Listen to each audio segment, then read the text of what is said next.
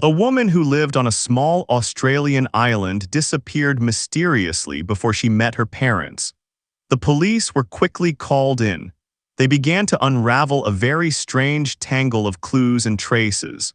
The situation was complicated by the fact that nothing of the sort had happened on this island for over 100 years, and the police were not prepared for it.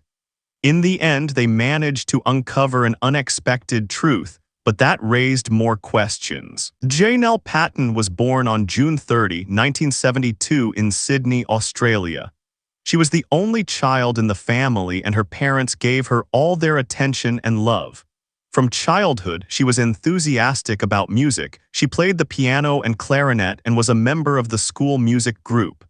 After graduating from school, Janelle went to university where she studied medicine. However, after a year, she decided to drop out of her studies and focus on work. And she got a job at a bank and built her career for several years. Over time, Janelle noticed that life in a big city with its difficulties and problems was affecting her negatively. She began to think about moving. In October 1999, when she was 27 years old, Janelle decided to move to a small island called Norfolk. This island was almost 1,500 kilometers away from Australia but belonged to it. In those years, it had its own laws and customs, so the island was considered quite independent. About 2,000 people lived on the island, and the locals knew each other well. Due to its remoteness from civilization, new people rarely came to the island apart from tourists. The island was popular with both Australians and New Zealanders who were a bit closer. Janelle quickly found a job at a local hotel. Then she got to know the locals and over time became part of their measured way of life. The atmosphere in Norfolk was similar to life in a small town, but with the special feature that for many hundreds of kilometers around the island there was nothing but the ocean. For this reason, all the inhabitants tried to get along with each other because, by and large, they had no other choice. At the end of March 2002, a year and a half after moving, Janelle's parents decided to visit their daughter, and the woman was very much looking forward to the meeting. They flew to the island on May 30th, and Janelle spent the whole day showing them the main sights of Norfolk and introducing them to the people on the island. The next day, she had an early shift at the hotel and planned to meet her parents right after work. Janelle had rented a small house on a property from a local, and there was no room there for 2 more people. So the woman rented a hotel room for her parents. The next day, Janelle finished her work around 11 a.m. and went for her daily walk. She regularly walked the small path from her house to the lookout point at the edge of the island. Her parents expected their daughter to arrive at their hotel around noon, but Janelle was late. At first, they thought that Janelle had something urgent to do, so they decided not to waste time and went for a walk. Before leaving, they left a note for their daughter on the door. But when the parents returned at 3:30 p.m., the note was still there. When the parents noticed that Janelle had not come, they became worried. They tried to call her, but the woman did not answer. This all seemed quite strange to them. The parents did not understand where their daughter could have gone on the small island. They were worried that something might have happened to her. When they reached her cottage, they found the front door unlocked. However, this was not unusual for Norfolk.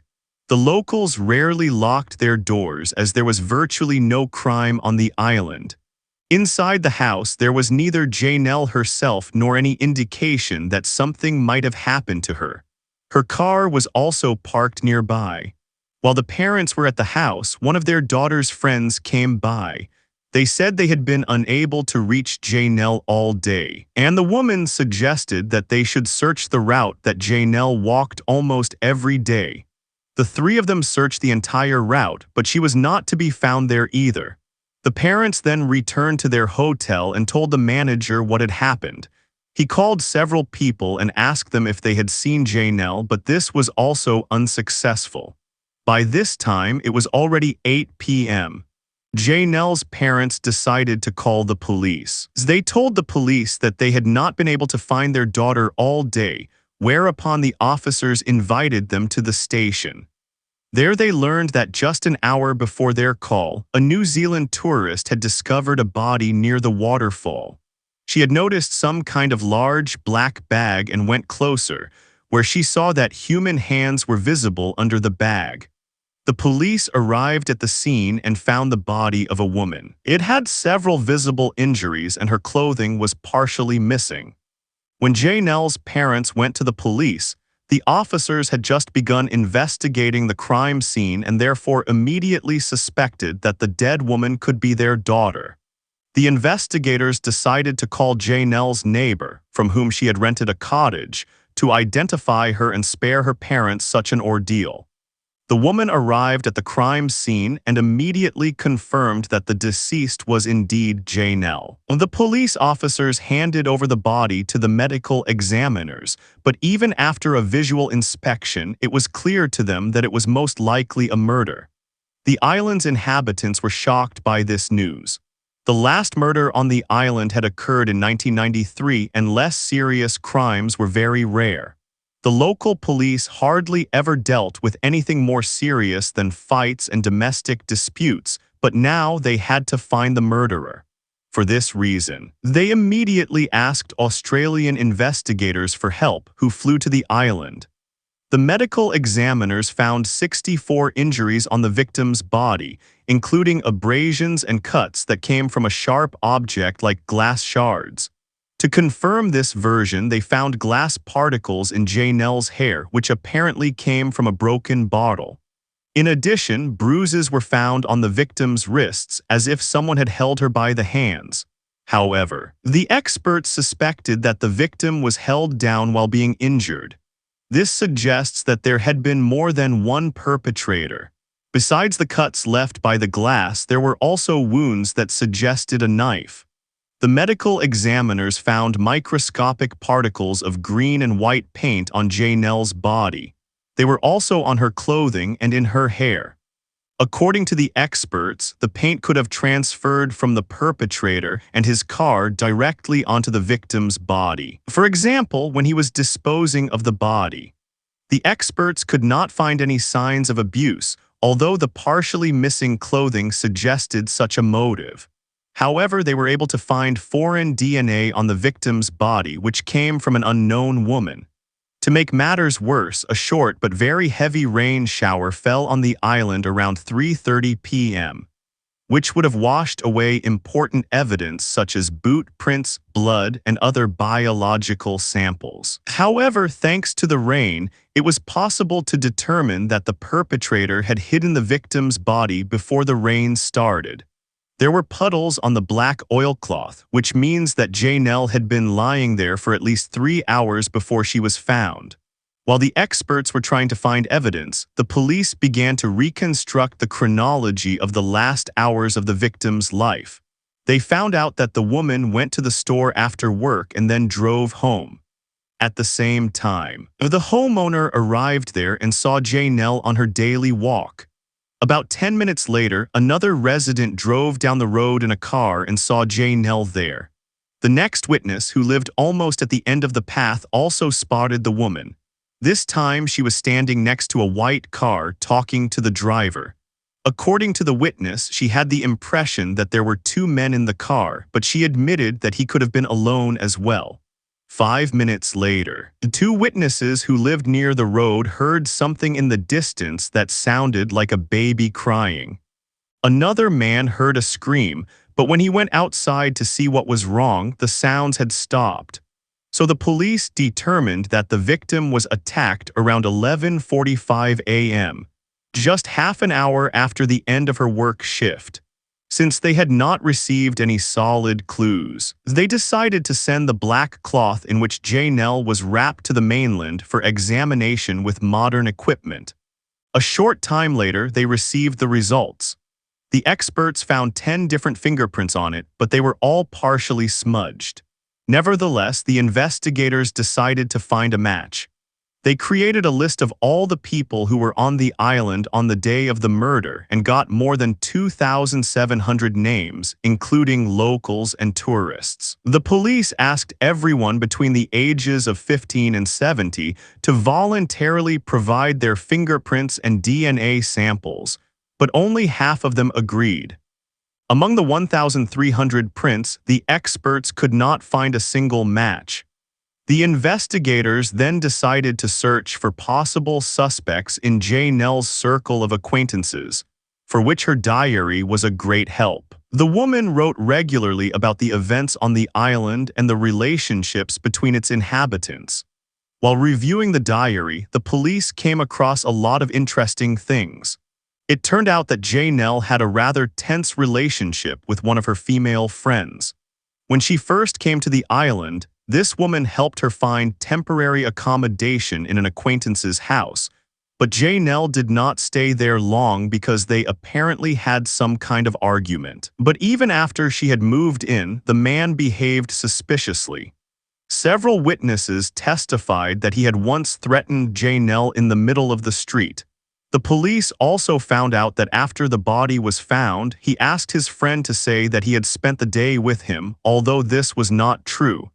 The investigators could never find out why the man behaved this way, but they did find something out.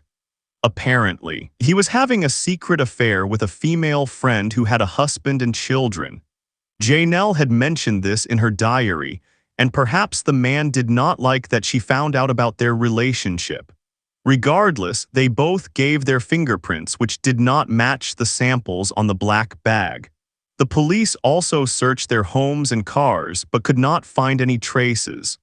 The next suspect was a man with whom Janelle had been in a relationship for 9 months. He was also investigated for possible involvement, but here too the police could not find any evidence.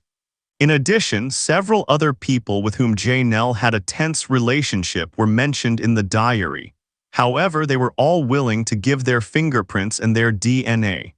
At one point, the police even considered the victims' parents as suspects, as the murder took place the day after their arrival on the island. But no evidence could be found for this theory either. Since then, there had been no progress in the case. For months, the police tried to find new suspects, reviewed the existing evidence, but everything came to nothing. At one point, a high reward of $200,000 was offered for information in this case, but all the tips they received did not bring them closer to catching the perpetrator. 2 years later, the investigators reopened the case and, as a first step, re-examined the collected fingerprint samples. In addition, they added to them all the fingerprints that had been taken from suspects in other cases that had occurred on the island in recent years. All these prints were stored on paper, so the experts had to manually compare each one. This process took quite a while, but finally the investigators received the long-awaited call. The fingerprints of one of the suspects in the other case matched 2 prints on the black oilcloth in which Janelle's body was wrapped. This man was the 28-year-old Glenn McNeil. Shortly after Janelle's murder, he was questioned by the police on suspicion of breaking into someone's home but was never arrested. Nevertheless, the man's fingerprints were taken, which had been kept in the case file ever since. The police also learned that McNeil owned a white '92 Honda, and as we recall, a witness saw the victim next to a similar car just minutes before her disappearance. Another strange fact was that the man left the island shortly after the murder. He had moved there from New Zealand with his wife in 2000 and had taken a job as a chef, but they later divorced, also shortly before he left the island. At the time of the investigation, McNeil was living in New Zealand with his new wife and 2 children, so it was very difficult for the police officers to question him. However, they realized that the man had probably not taken the car from the island and decided to find it so that forensics could examine it for evidence. They soon succeeded. The white Honda that McNeil had driven had been parked in the middle of a thicket on another driver's property and was handed over to forensics. The investigators also obtained a search warrant for the house where he lived during his stay on the island. After examining every millimeter of the car's interior, they found white and green paint particles that matched the particles on the victim's body. In addition, several glass shards were found, the exact same ones that were found in his apartment.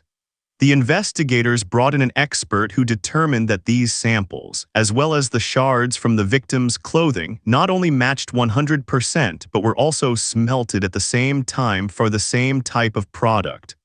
Furthermore, a small engraving was found on one of the shards, which turned out to be the name of a wine producer. Thus, the experts confirmed that all three types of shards came from one and the same wine bottle. In the yard of McNeil's former house, the police found a black cloth in which Janelle's body was also wrapped. In addition, several human hairs and biological traces were found in the trunk of his car. However, both traces had decomposed over time and no DNA samples could be taken. The investigators then decided to send these hairs to a laboratory in the United States, as they had the most modern equipment for analysis there. This process dragged on for a whole year. The first laboratory was overloaded and could not begin the analysis for a long time. Finally, one of the investigators had to fly to the USA and take the hairs to another laboratory. In early 2006, the police finally received the result. The experts were able to determine that the hair indeed belonged to Janelle. After all available evidence had been collected, the investigators obtained an arrest warrant for the man and traveled to New Zealand, where they took him into custody. McNeil was extradited to Australia and formally charged with murder. During the first interrogation, he unexpectedly began to confess. According to the man, he had smoked cannabis that morning and was driving around the island. At some point, he reached for a dropped cigarette pack, lost sight of the road, and crashed into something. At first, McNeil thought he had hit an animal, but when he got out of the car, he saw a human body underneath. In a panic, the man loaded her into the trunk and drove home, where he took illegal substances for several hours. Soon he heard noises from the trunk and realized that the woman was still alive. He then took a kitchen knife, opened the trunk, and stabbed the woman several times. After that, McNeil wrapped the body in an oilcloth and drove it to the waterfall. Despite the confession, it was immediately clear to the investigators that the man was lying. Practically everything he said contradicted the facts. The medical experts who examined Janelle's body were convinced that the injuries sustained were in no way related to a hit-and-run. Furthermore, McNeil's version did not explain the bruises on her wrists, the puncture wounds from the splinters, and the fact that someone had removed part of her clothing. If the man had actually stabbed her several times while the victim was in the trunk, there would have been blood traces that the experts could not have missed, but they were not there. The police officers tried to find out the truth by pointing out all these facts, but McNeil continued to defend his version of the story. Finally, they decided to take the case to court, and the trial began in the summer of 2006. It took place on the island, and the jurors were selected from the local population. McNeil immediately stated that he had nothing to do with the murder and could not even remember having confessed to the police. He attributed this forgetfulness to the fact that he suffered from severe mental health problems, although there was no medical evidence for this claim. By the start of the trial, however, the investigators had come across an interesting lead. It was clear to them that McNeil's lawyers would seize on the fact that female DNA had been found on the victim's body. It was found not only on Janelle's clothes but also under her fingernails. This could indicate that the victim had managed to scratch this woman before her death, which means she could have been directly involved in the murder. After McNeil's arrest, the investigators spoke with everyone who knew Janelle and asked if there was a connection between them and the victim.